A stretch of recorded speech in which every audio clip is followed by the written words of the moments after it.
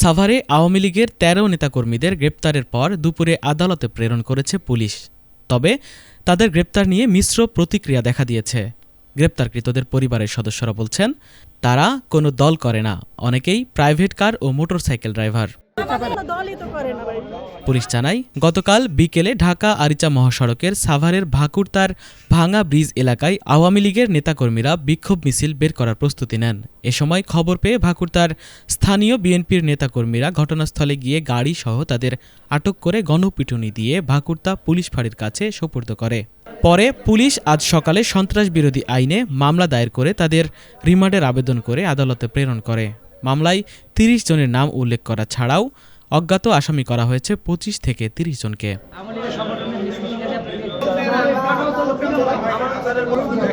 আপনাদেরকে ফাঁড়িতে মারছে, ফাঁড়িতে পুলিশ মারছে।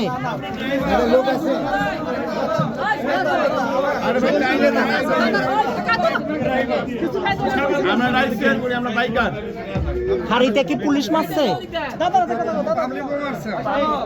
পুলিশও মারছে।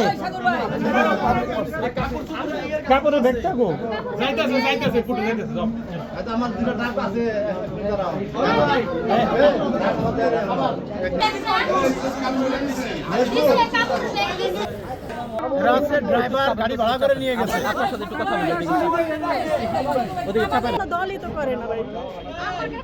আপনার নাম কি? আপনার নাম?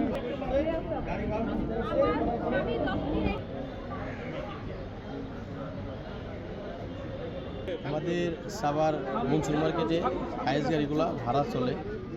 আমাদের এখানে আসার পরে গাড়িগুলো ভাড়া নিচ্ছে বিয়ে বাড়ির কথা বলে, যে আমরা আমানুল্লাহ বাড়ির ওখানে বিয়েতে যাব। তো বিয়েতে যাওয়ার পরে 4টা গাড়ি ভাড়া নিচ্ছে। ভাড়া নেওয়ার পরে এখন আমরা বিয়ের সাথে আমরা তো আর লোকজন জানি না। পরে ওখানে যাওয়ার পরে লোক উঠছে, ওঠার পরে ভাঙ্গা ব্রিজ বলে আর কি, আমিন বাজার ভাঙ্গা ব্রিজ, ওখানে যাওয়ার পরে কিছু পোলাপান আইসা গাড়ির উপর আক্রমণ করে, গাড়ির লোকজনের মারধর করে, ড্রাইভারদের মারধর করে। করার পরে ওখানে পুলিশ আসে, ভাকুরতা হাইওয়ে পুলিশ, এই ফাঁড়ির পুলিশ আসার পরে ওনাদের গাড়ি ওনাদের সুদ্ধা ফাঁড়িতে নিয়ে যায়।